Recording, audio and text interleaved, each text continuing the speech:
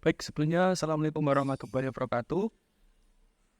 Kembali lagi dengan Bapak Wildan di sini. Hari ini kita akan belajar pada buku tematik tema 9 benda-benda di sekitar kita, subtema 3 manusia dan benda-benda di lingkungannya.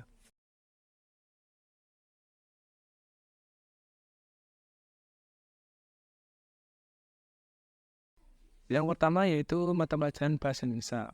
Kita mempelajari iklan. Iklan adalah sebuah informasi yang bertujuan untuk mendorong, membujuk atau memberikan pengaruh pada khayal ramai atau banyak orang agar tertarik pada barang atau jasa yang ditawarkan. Fungsi dari iklan yang pertama memberikan informasi yaitu forming, yang kedua membujuk atau persuading, yang ketiga mengingatkan atau reminding, yang keempat memberikan nilai tambahan atau adding value. Tujuan dari iklan. Yang pertama, memberitahukan kepada khalayak ramai tentang suatu produk jasa. Yang kedua, memengaruhi khalayak ramai tentang suatu produk jasa. Yang ketiga, menyarankan seseorang untuk membeli dan menggunakan suatu produk jasa yang diiklankan. Yang keempat, memberikan informasi tentang produk jasa. Yang kelima, menarik khalayak ramai. Sedangkan ciri-ciri dari iklan. Agar dapat perhatian dari khalayak ramai, pada umumnya ciri-ciri sebagai berikut. Yang pertama informatif, yang kedua komunikatif, yang ketiga bahasanya singkat dan padat, dan yang keempat menarik. Unsur-unsur iklan. Iklan setidaknya mempunyai dua unsur, diantaranya kalimat deskriptif. Deskriptif iklan berguna untuk menguraikan atau menjelaskan produk atau layanan yang diiklankan. Kalimat persuasif. Persuasif dalam sebuah iklan bertujuan untuk membujuk atau mempengaruhi orang agar menggunakan produk ataupun layanan yang diiklankan.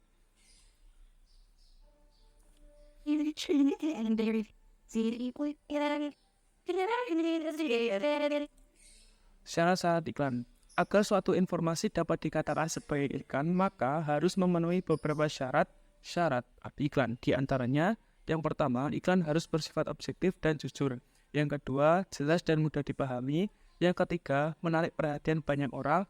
Yang keempat, tidak mengandung sara dan menyinggung pihak lain. Macam-macam iklan. Iklan dapat diberikan menjadi beberapa jenis. Yang pertama ada iklan berdasarkan sifatnya.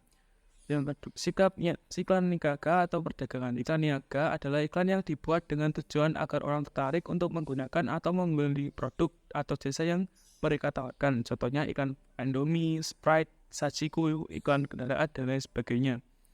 Iklan layar masyarakat. Iklan layar masyarakat adalah iklan yang tujuannya untuk mempengaruhi orang agar memberikan dukungan atau mengikuti kampanye yang dilakukan pembuat iklan. Contohnya iklan anti narkoba, iklan lingkungan hidup, dan lain sebagainya.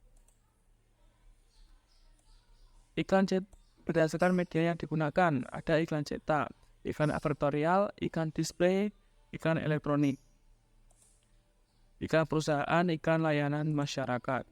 Yang ketiga, iklan berdasarkan isinya. Ada iklan pengumuman yang berisi menyampaikan pengumuman mengenai suatu peristiwa, kegiatan, ataupun lainnya. Ada iklan penerangan, yaitu istilah lain, iklan di sini bisa juga disebut iklan layanan masyarakat. Dan ada iklan reklame yang isinya mempromosikan barang atau jasa yang digunakan. Tips dalam membuat iklan. Berikut ini adalah cara-cara yang dapat digunakan ketika akan membuat sebuah iklan. Yang pertama, gunakan kalimat yang singkat, padat, jelas, dan efektif. Yang kedua, berikan nilai tambah produk seperti garansi, pilihan warna, dan lain sebagainya.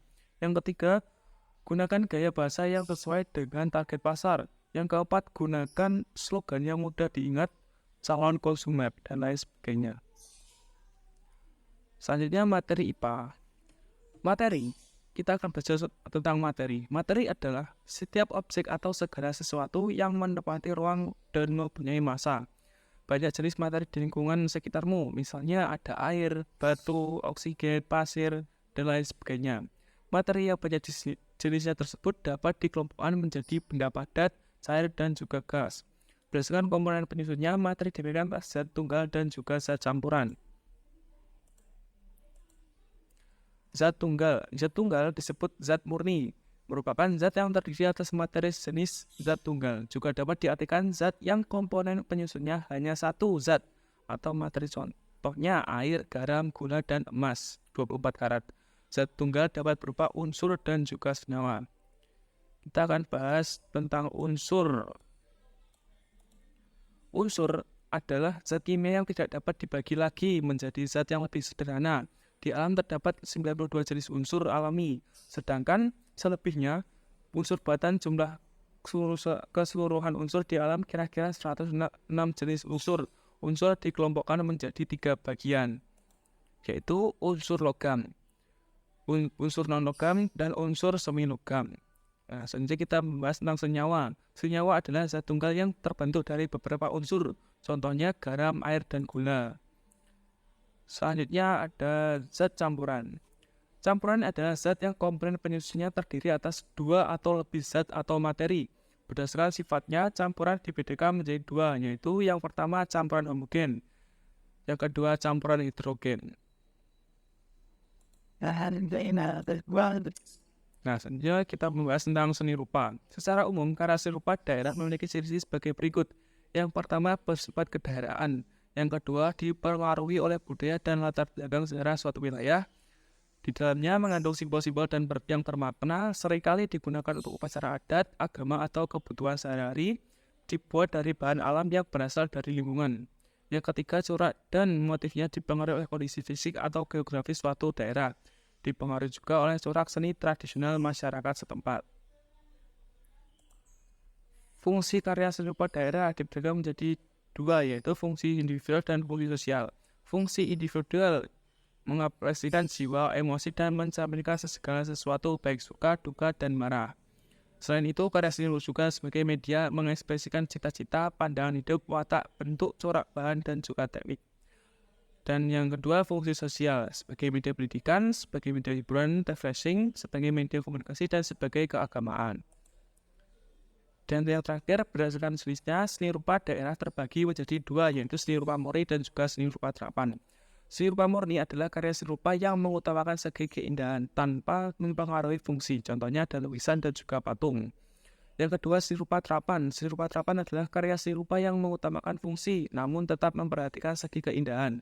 Contohnya batik, ukiran, kayu, grafat, dan lain sebagainya. Nah, demikian tadi pembahasan kita kali ini. Semoga materinya dapat dipahami dan sampai bertemu di pertemuan selanjutnya. Terima kasih. Wassalamualaikum warahmatullahi wabarakatuh.